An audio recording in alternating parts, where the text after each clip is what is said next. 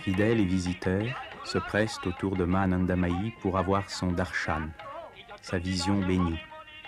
Et elle anime de sa présence surnaturelle et de son rayonnement silencieux le chant des cantiques.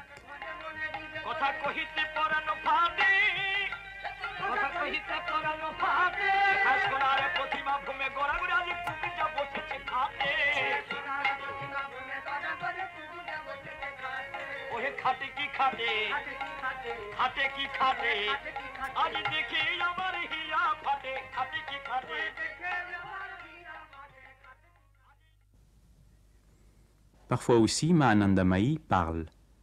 Elle dit « L'effort pour s'éveiller à sa nature réelle est le devoir de l'homme en tant qu'être humain.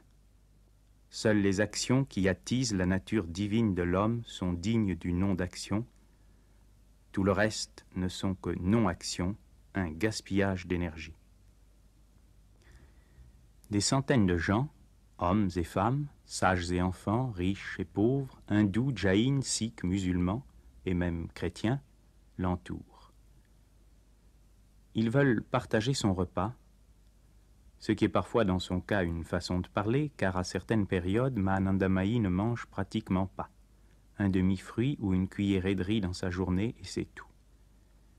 Cela nous paraît inconcevable, mais tous ceux qui l'ont alors approchée peuvent en témoigner. Et elle ne dort jamais plus de 2 ou 3 heures. Il est évident qu'elle a accès à d'autres sources d'énergie que les nôtres. Mataji n'oublie personne. Dans cette foule, elle saura découvrir celui qui manque et donnera des instructions pour que lui soit porté, à lui aussi, sa part du prasad et avec cette nourriture, sa bénédiction maternelle.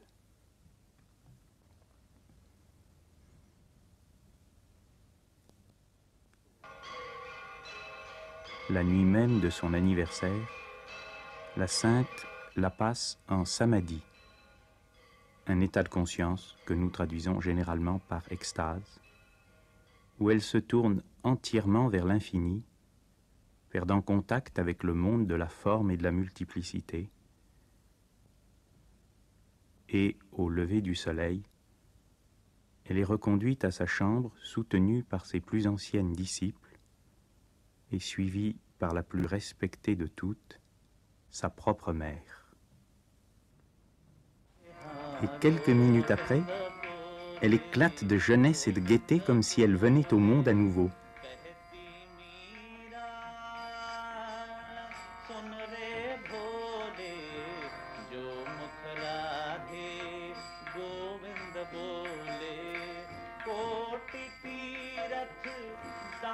Et tandis qu'on célèbre pour elle l'arti, la cérémonie de la flamme, absolument indifférente aux honneurs, elle lance à ceux qui l'entourent des confiseries qui viennent de lui être offertes.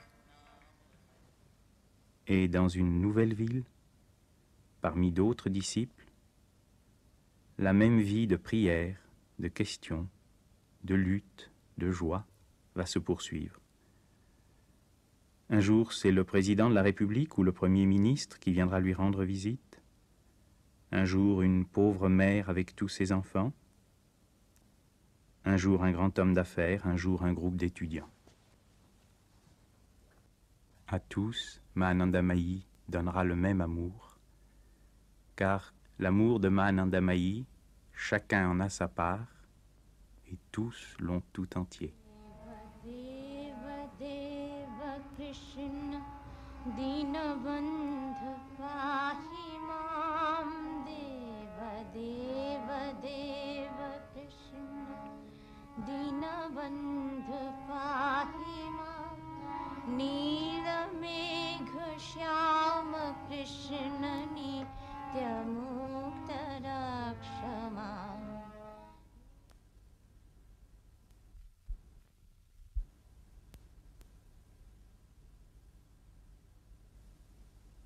L'essentiel de son enseignement, elle le donne dans le silence et par le silence. Que voit-elle en ce moment? Avec quel monde est-elle en contact? Elle parle avec animation et gaieté, précise, avec quelques signes sans réplique, souriante cependant, elle donne ses instructions aux uns et aux autres. Elle anime toute la vie de l'ashram, elle a l'œil à tout, elle pense à tout. Car, si elle est et a toujours été à jamais établie sur un niveau de conscience absolument différent d'une autre, elle n'en joue pas moins parfaitement son rôle dans notre monde, et même sur le plan de la vie tout à fait ordinaire, c'est l'être le plus étonnant qu'il m'ait jamais été donné de rencontrer. La cérémonie la plus intime qui unit le disciple hindou à son maître est la Guru Puja, le culte rendu au gourou. Les étrangers n'y sont pas admis, et je vous demande de regarder ces images déroutantes avec la pudeur et le respect que peuvent attendre de nous ceux qui m'ont autorisé à les filmer.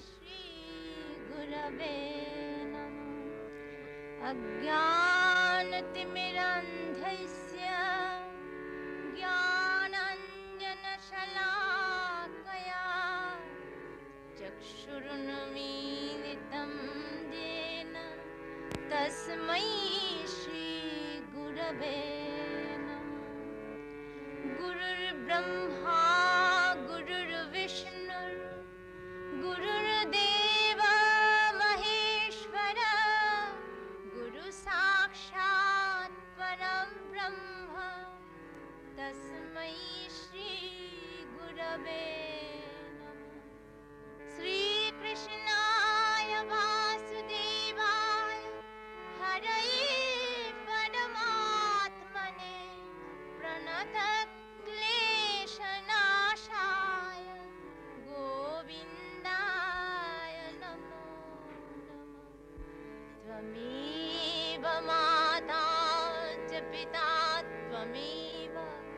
Tvameva bandhuscha sakha tvameva Tvameva vidya dravinam tvameva Tvameva sarvam mama deva deva Asato ma sadgamaya tamaso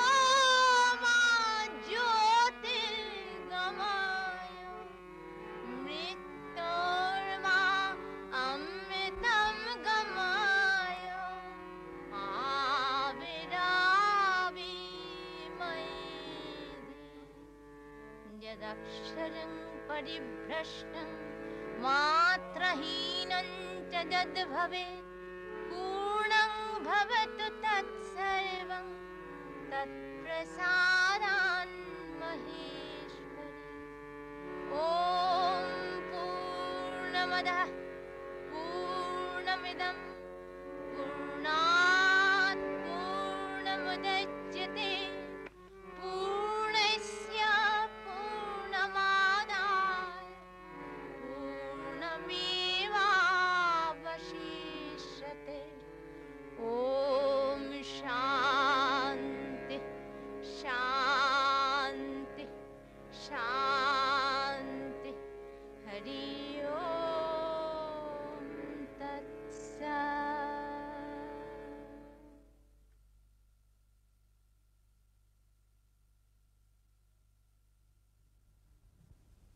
J'ai vécu des mois et des mois auprès de Ma, mais je préfère à tous le souvenir des jours bénis de Vindhyachal. Dans le silence, un des disciples lit doucement. Ma ne dit rien, nous ne disons rien. Elle nous regarde, nous la regardons, et tandis qu'avec le soir descend sur nous la paix qui dépasse toute compréhension, nous voyons briller dans ses yeux la lumière de la vie véritable, l'annonce que l'éveil peut venir nous arracher à notre monde de sommeil.